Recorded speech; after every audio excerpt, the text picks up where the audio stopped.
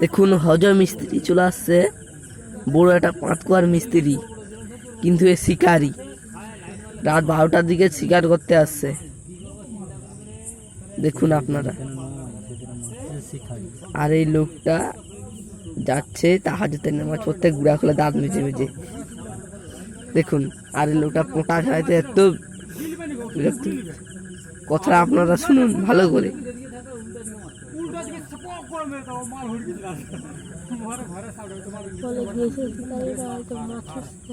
এই যে সে শিকারি না, এ মাছের শিকারি, এ পাঁচকুয়ার ইঞ্জিনিয়ার।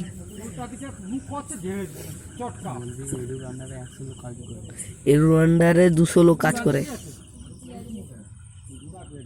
আর এই যে চপ দোকানিটাকে দেখতে পাচ্ছেন, এই চপ দোকানিটা কলকাতায় বিখ্যাত চপ দোকানি।